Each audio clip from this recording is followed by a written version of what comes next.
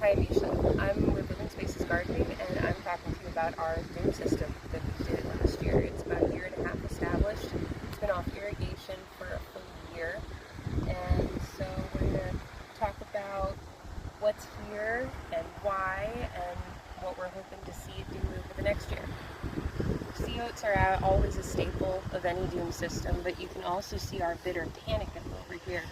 We use bitter panicum as our pioneer species with this.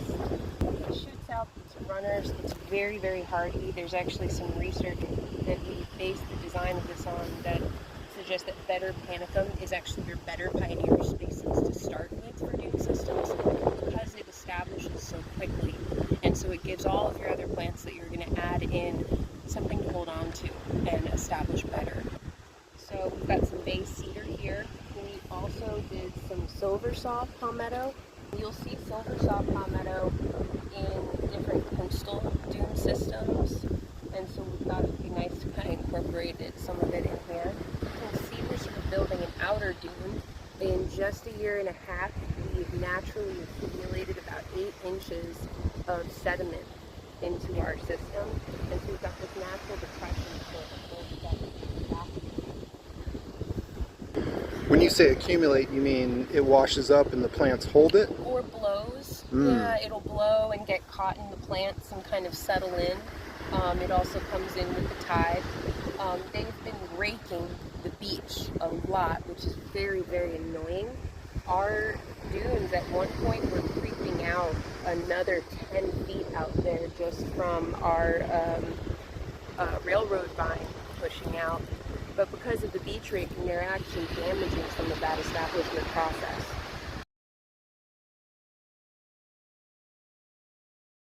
We've got beech elder, bay cedar, bitter panicum, goldenrod, seaside goldenrod. Some of those are as our key species that we focused in on. We did some seashore drop seed. You can see it over here, kind of making its way around. So for an in-between filler species, we've got some beech creeper over there. 7-year apple is going strong still. We've got some inkberry up there. And we've got 2 different species of Opuntia. There's one there. You kind of see the distinction between them. And another one. You can see the difference between them. If I can.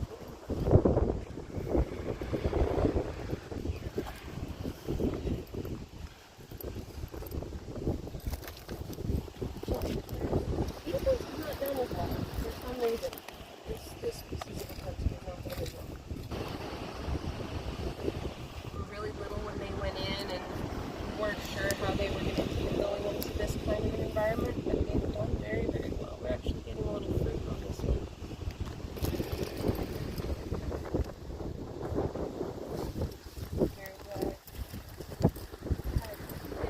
This is beech elder. Wow, this beech elder, she's taking off. Nice. Goldenrod goes into bloom. It's absolutely gorgeous. You just have this sea of yellow all throughout the dune, and it's absolutely incredible. It's so pretty. Nice. So it'll do that kind of towards the end of summer into the fall. But the Keys blackweed's actually doing great. It's got some windburn and stress from like the drought and the wind, but it's doing its thing.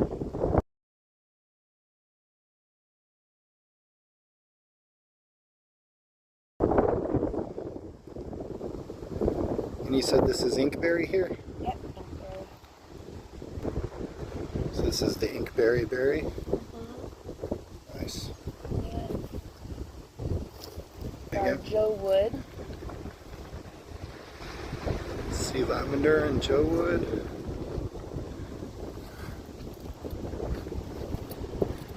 I cannot stress enough how delicious the Joe Wood smells in bloom. Oh my gosh. I feel like I gotta have one myself now. Got some Spanish bayonet here, more prickly pear, Opuntia.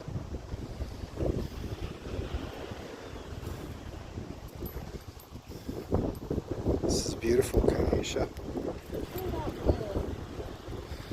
Is that dune sunflower over there? Yep.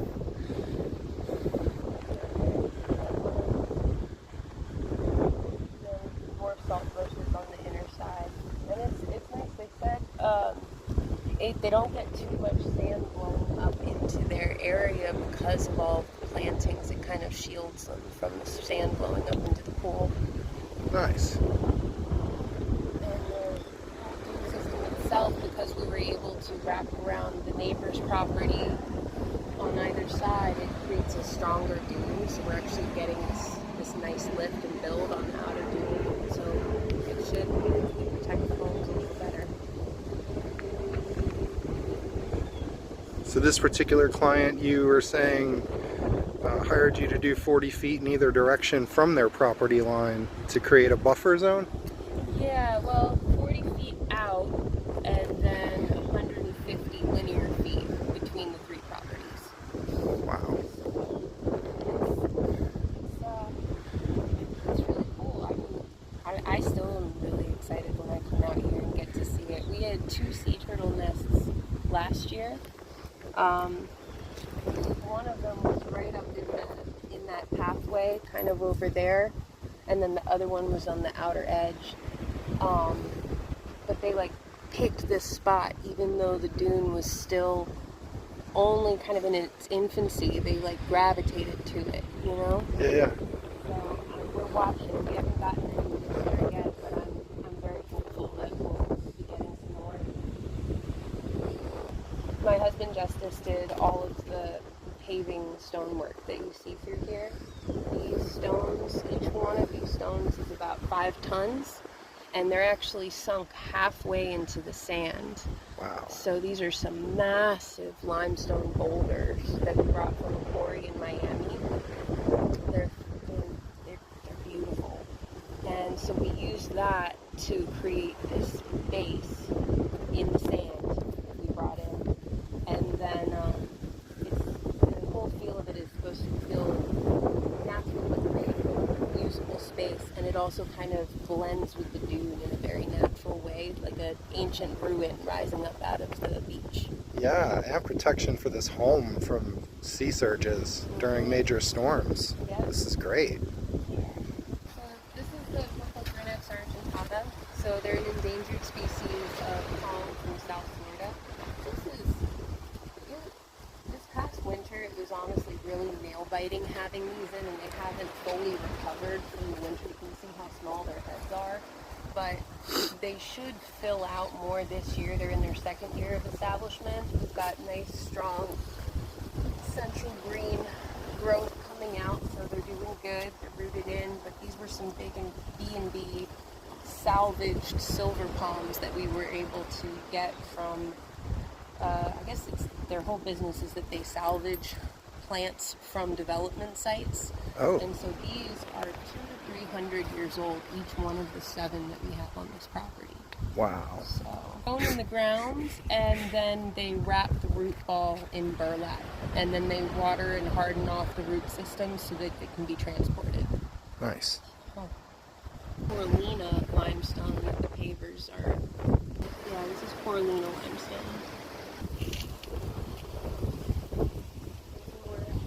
How happy it is. So you see the button sage and then the sea lavender. Look how happy that button sage is. They like it out here in the sand and the salt. I was surprised. I put them in as an experiment and they did great. Very nice. That sea lavender is gorgeous too. I love sea lavender. I cannot stress how delicious the Joe Wood flowers smell. I mean, this is impressive fragrance. So we got some beach verbena accents, nice little green mulch in between the shrubs here, popping with blooms. That was so gorgeous. Dwarf salt bush.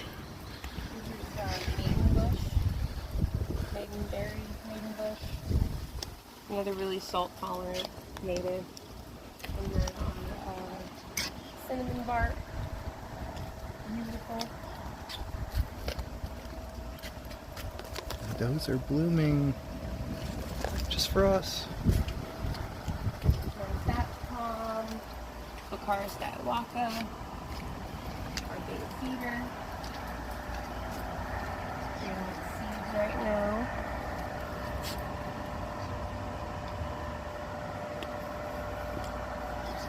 Bay cedar is actually what's on our hat. Nice. Cedar.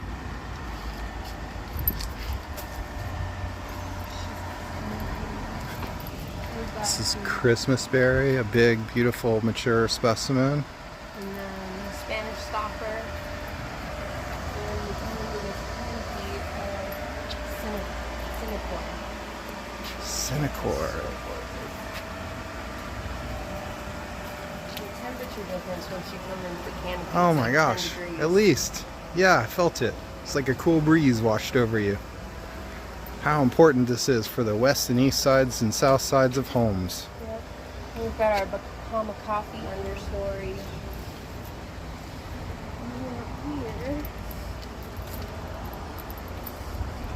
we have our Bahama strongbar. This will give you this kind of weepy canopy eventually. This guy went in as a 30-gallon. And they have these really pretty white blooms. Here's a bloom. Here. And they are super fragrant. Yeah, they smell so good.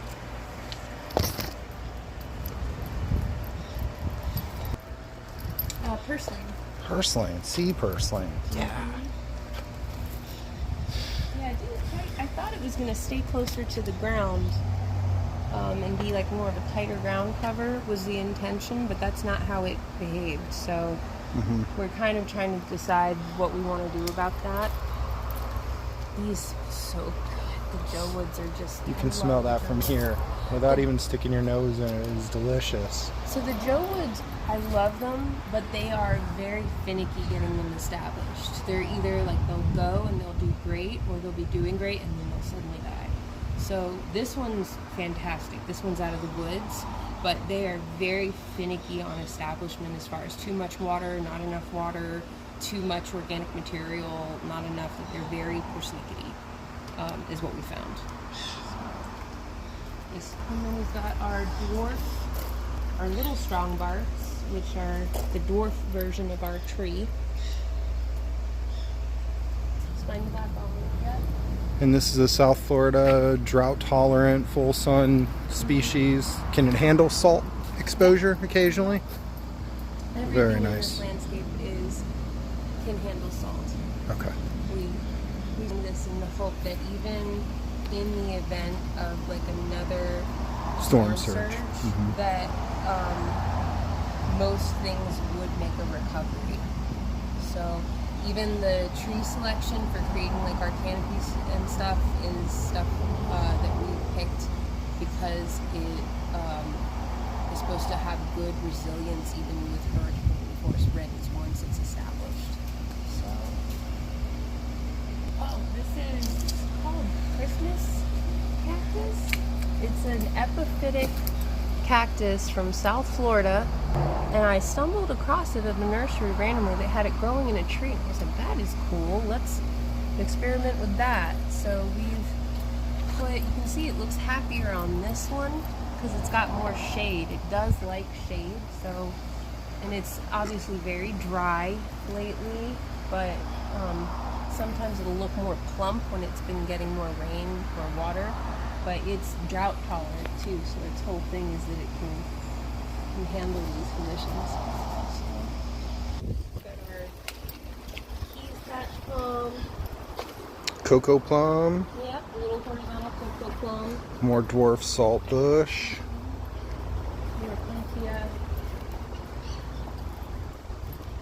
I love this plum with red berry stopper. Red berry stopper. Birds really like these berries. But it's the red berry stopper. These guys are really cool in the early spring. You don't see as much of it right now. You can kind of see some at the top, but all the new foliage that it pushes out starts off red. So in the spring, when it's first pushing out all of its growth, you'll just see all these red tips on all of the ends of the branches as it's pushing out these red leaves. Nice. And this one's a little bit cold sensitive, so it's only appropriate for our 10B and further south clients, but it is possible to use it in Pinellas County. Yep. Yeah, especially in coastal areas. Yep. And we've got our lignum vitaes.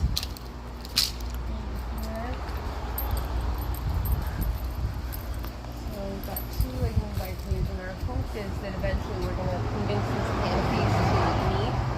And then that is a Geiger tree, so he's going to keep going up and give us this nice canopy over the top as far as the shade. And then we've got our sweet acacia. So we really wanted like flowering trees for this spot, so like the purple, the orange, and then the yellow at different times of year to give like a lot of pop. Oh, I didn't even see that sweet acacia on the way in. That's gorgeous.